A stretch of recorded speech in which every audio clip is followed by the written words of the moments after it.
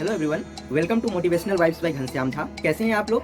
Today we will discuss about stress management. आज हम लोग स्ट्रेस मैनेजमेंट के बारे में बात करने वाले हैं, बिकॉज आज का जो प्रेजेंट सिचुएशन चल रहा है उसमें 99% people upon this earth living stressful life. 99% people जो है वो स्ट्रेसफुल लाइफ जी रहे हैं। कॉजेज कोई भी हो सकता है, कोई पर्सनल कॉज की वजह से स्ट्रेस में रहता है, कोई प्रोफेशनल कॉज की वजह से स्ट्रेस में रहता है। तो डिफरेंट पीपल्स को डिफरेंट कॉजेज हो सकते हैं स्ट्रेस के लिए।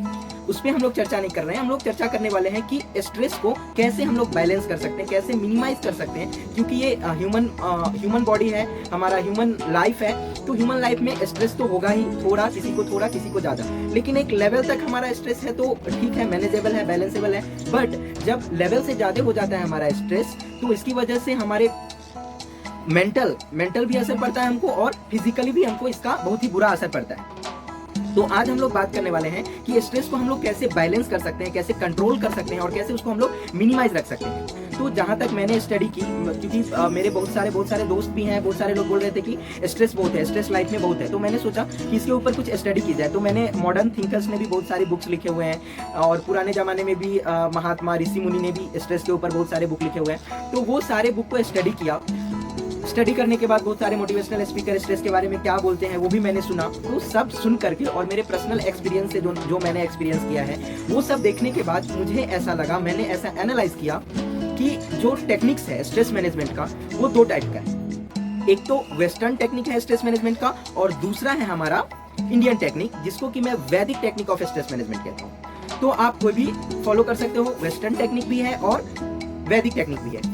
लेकिन जो वैदिक टेक्निक है वो मेरे हिसाब से ज्यादा यूजफुल है, ज्यादा इफेक्टिव है than the western technique of stress management. तो मैं कुछ बात कर रहा हूँ, पहले हम लोग western technique of stress management के ऊपर थोड़ी सी बात कर लेते हैं। इसके बाद में अपने वैदिक टेक्निक, जो कि हमारा Indian technique of stress management है, उसके ऊपर बात करेंगे। तो जो western technique of stress management है उसमें क्या बोला जाता है कि अगर कोई भी इंसान स्ट्रेस में है, तनाव में है, चिंता में है, तो उसकी काउंसलिंग करो। ठीक है, उसकी काउंसलिंग करो। अब मैं बता रहा हूँ कि ये western technique of stress management जो है ना, वो ठीक है, वो सिर्फ 5 to 10% काम करती है। लेकिन जो हमारा वैदिक टेक्निक ऑफ स्ट्रेस मैनेजमेंट है वो पूरा 100% काम करती है, क्योंकि वैदिक टेक्निक ऑफ स्ट्रेस मैनेजमेंट जो है वो टोटल हमारे अप्रोच पे, पूरा का पूरा हमारे परसेप्शन पे काम करता है, हमारे थॉट प्रोसेस के ऊपर काम करता है। तो डिटेल में हम लोग देखते हैं कि क्या है, क्योंकि ये वीडियो थोड़ी लंबी होगी, लेकिन अगर आप लोगों ने इस वीडियो को लास्ट तक देख लिया और समझ लिया कि मैं क्या बोलने की कोशिश कर रहा हूँ, तो आपके जीवन से स्ट्रेस बिल्कुल कम हो जाएगा, ना के बराबर हो जाएगा। तो आप बिल्कुल एक हैप्पी लाइफ स्टाइल जी सकते हैं। चलिए देखते हैं western technique of stress management में जो मॉडर्न थिंकर है, जो वेस्टर्न थिंकर है, वो बोलते हैं, या डॉक्टर्स हैं, वो बोलते हैं कि जो भी व्यक्ति स्ट्रेस में है उसकी काउंसलिंग करो। तो मैं आप लोगों को एक एग्जांपल से समझाना चाहता हूँ। अगर आपके आसपास कोई व्यक्ति है, कोई इंसान है, तो उसको लीजिए, ठीक है, और उसका कान थोड़ा सा खींचिए, जिससे कि उसको थोड़ा सा पेन हो। ठीक है, जब थोड़ा सा पेन होगा, जोर से नहीं घुमाना है कान को कि कान में ज्यादा ही दर्द हो जाए, थोड़ा सा घुमाइए जिससे कि उनको थोड़ा सा पेन का अनुभव हो। जब थोड़ा सा पेन होने लगे, थोड़ा सा कान घुमाइए ऐसे जिससे कि थोड़ा सा पेन हो। जब उनको थोड़ा सा पेन हो तब वो स्ट्रेस में आएंगे। जब वो स्ट्रेस में आएंगे तो western technique of stress management बोलती है कि उसका काउंसलिंग करो। अब आप उनका कान मोड़े हुए रहिए, उनको पेन हो रहा है, वो स्ट्रेस में है। अब कोई दूसरा व्यक्ति आएगा, ठीक है, according to western technique of stress management, और उसको सांत्वना देगा, समझाएगा, काउंसलिंग करेगा उसकी कि कोई बात नहीं है, अभी पेन हो रहा है, कुछ दिनों के बाद ठीक हो जाओगे, स्ट्रेस लेने की कोई जरूरत नहीं है। क्या उससे उनका स्ट्रेस कम होगा? हाँ, 5 to 10% कम होगा। लेकिन क्या एक्चुअल जो कॉज है उस स्ट्रेस का वो कम होगा, वो खत्म होगा? क्या नहीं होगा। दूसरा वो लोग टेक्निक बताते हैं कि म्यूजिक, जो फेवरेट म्यूजिक है उनका, वो सुनाओ। कान उनका खींचे रहो, उनको पेन हो रहा है, वो स्ट्रेस में है, और उनके कान में ईयरफोन डाल करके जो भी उनका फेवरेट म्यूजिक है वो आप उनको सुनाओ। होम थिएटर बजा दो, वो सुनाओ। उनका स्ट्रेस कम होगा क्या? उनका पेन कम होगा क्या? नहीं होगा। कम होगा, 5 to 10% कम होगा, क्योंकि वो थोड़ी देर के लिए हो सकता है कि पेन को थोड़ा भूल जाए, लेकिन ये राइट वे नहीं है स्ट्रेस को कम करने का, पेन को कम करने का। तीसरा वो लोग बताते हैं कि जहाँ पे आप रह रहे हो उसको ग्रीन पेंट कर दो। तो क्या ग्रीन पेंट करने से उसके कान में जो हमने उसके कान को मरोड़ा हुआ है, तो जो पेन हो रहा है वो पेन कम होगा क्या ग्रीन पेंट करने से? नहीं होगा। 5 to 10%, मैं फिर से बार बार बोल रहा हूँ कि 5 to 10% इफेक्ट है, क्योंकि उन लोगों ने चलो इतना काम किया है, इतना रिसर्च किया है, तो we will give them 5 to 10%। तो इससे ये एक हम लोग बोल सकते हैं कि ये एक सॉल्यूशन नहीं है स्ट्रेस मैनेजमेंट का। ये स्ट्रेस को थोड़ी देर के लिए भुलाने की टेक्निक है, वो हम बोल सकते हैं। वेस्टर्न मैनेजमेंट जो है वो थोड़ी देर के लिए स्ट्रेस को भुलाने की टेक्निक है। अब हम लोग बात करते हैं, और वो लोग बोलते हैं कि शाम में ठंडे पानी से नहा लो, गर्म पानी से नहा लो। तो ये सबसे स्ट्रेस कम हो सकता है थोड़े मात्रा में 5 to 10%, but this is not the true and effective way to reduce the stress. तो और बोलते हैं हॉलीडेज पे कहीं माउंटेन्स पे चले जाओ, कहीं बीच पे चले जाओ, तो मैं मानता हूँ अभी आप उसका कान खींचे रहिए और उसको बीच पे लेकर के जाइए, जो बीच पे बिठाइए उसको करीब आधा घंटा और कान पकड़े रहिए, क्या उसका स्ट्रेस कम हो जाएगा? उसका पेन कम हो जाएगा?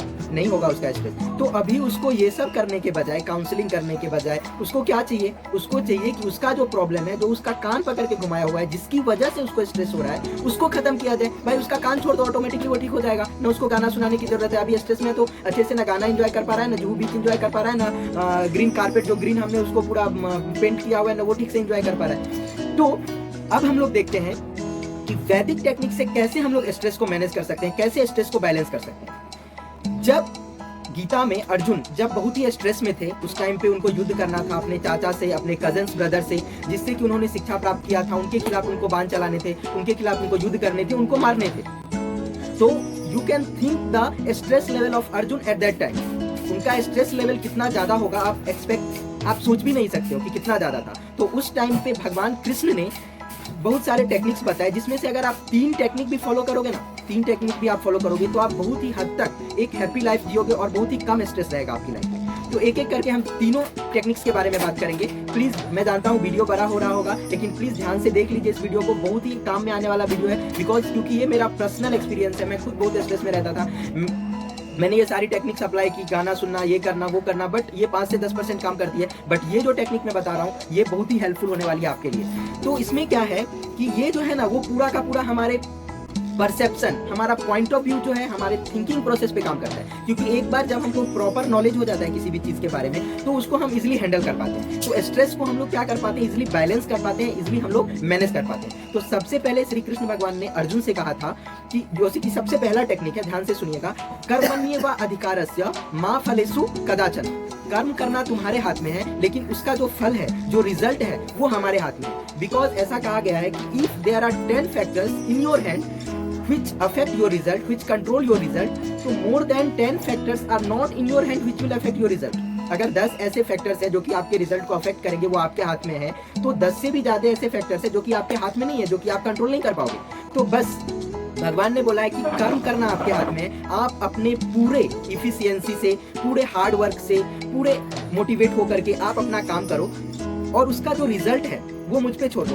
हमारे केस में क्या हो रहा है कि कर्म तो हम कर रहे हैं, कर्म भी हमारे हिसाब से होना चाहिए और फल भी हमारे हिसाब से आना चाहिए। परसेप्शन हमारा ऐसा हो गया है, थिंकिंग हमारी ऐसी हो गई है, बट ये करेक्ट थिंकिंग नहीं है। करेक्ट थिंकिंग ये है कि मैं अपने हिसाब से, मैं अपने पूरे इफिशियंसी से काम करूंगा, लेकिन जो फल है वो भगवान देने वाले हैं। तो वो फल हम लोग भगवान पे छोड़ देंगे, जो भी वो फल देंगे उसको एक्सेप्ट करके आगे बढ़ना है। तो स्ट्रेस हमारी बहुत ही हद तक कम हो जाएगी। आप मान के चलिए, आप ऐसा अप्रोच अगर बनाएंगे ना, तो आपका 50 to 70% स्ट्रेस वहीं पे खत्म हो जाएगा।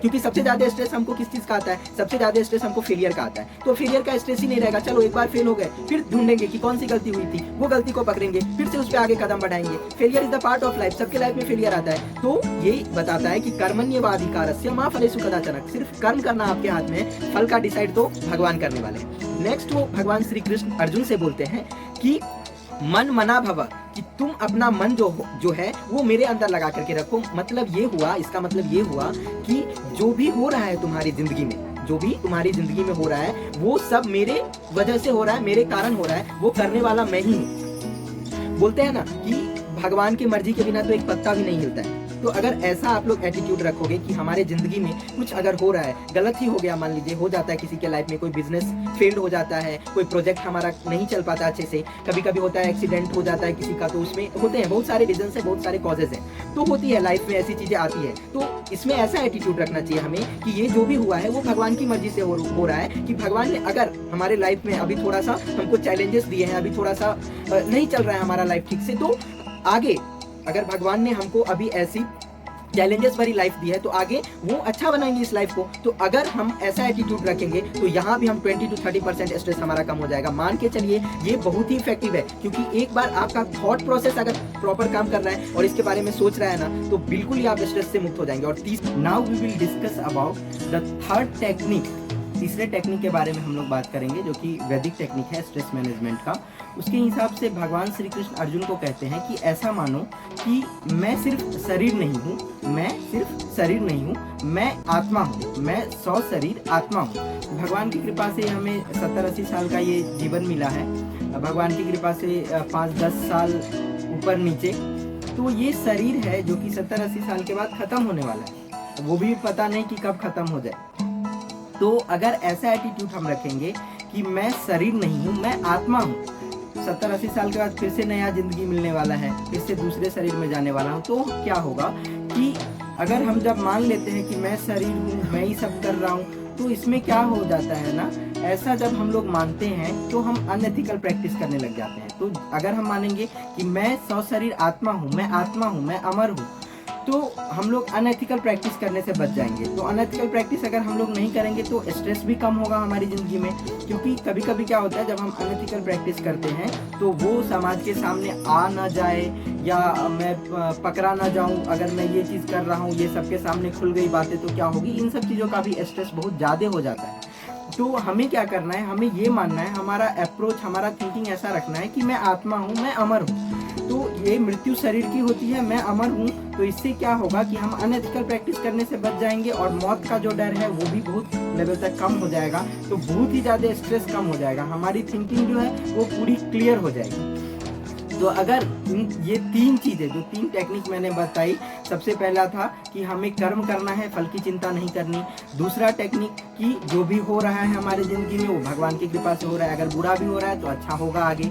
इसके बाद तीसरा टेक्निक है कि हमें मानना है कि मैं आत्मा हूँ, मैं शरीर नहीं हूँ। तो ऐसा अगर ये 3 चीज़ें हमारी माइंड में क्लियर हो जाए, हमारा थॉट प्रोसेस एकदम क्लियर हो जाए, ये आत्मज्ञान आ जाए हमें, तत्व ज्ञान आ जाए हमें, तो स्ट्रेस नहीं आएगा हमारे लाइफ में, आएगा भी तो बिल्कुल कम होगा। और फिर ये तीनों चीज़ें हम सोच लेंगे तो स्ट्रेस बिल्कुल कम हो जाएगा। तो थैंक यू सो मच। और सबसे बड़ी बात ये है कि अगर स्ट्रेस आपके ज़िंदगी में नहीं होगा तो आपकी प्रोडक्टिविटी, आपकी जो इफिशियंसी है वो बहुत ही ज़्यादा बढ़ जाएगी। तो हमेशा खुश रहा कीजिए। तो क्या होगा ना कि स्ट्रेस, अगर आप खुश रहेंगे ना तो ऑटोमेटिकली स्ट्रेस कम होगा। और ये 3 चीज़ें जो मैंने बताई उसको वैसा सोचिए कि मेरा थॉट प्रोसेस वैसा हो जाए। तो अगर थॉट प्रोसेस आपका वैसा रहेगा तो बिल्कुल भी स्ट्रेस नहीं होगा। तो ठीक है, थैंक यू सो मच। अगर वीडियो पसंद आई, समझ में आई तो प्लीज़ सब्सक्राइब कीजिएगा चैनल को। और फिर हम जल्दी ही मिलते हैं। थोड़ा लेट हो जाता है वीडियो बनाने में क्योंकि अभी बिजी चल रहा है थोड़ा शेड्यूल, फिर भी मैं कोशिश करूंगा कि नए नए वीडियो आपके लिए लेकर के आता रहूं। अगर आपको कोई एक अलग टॉपिक पे वीडियो चाहिए तो प्लीज़ कमेंट कीजिएगा कि इस टॉपिक के ऊपर हमें वीडियो चाहिए, तो मैं श्योर उस टॉपिक के ऊपर वीडियो बनाऊंगा। Thank you so much guys, bye bye.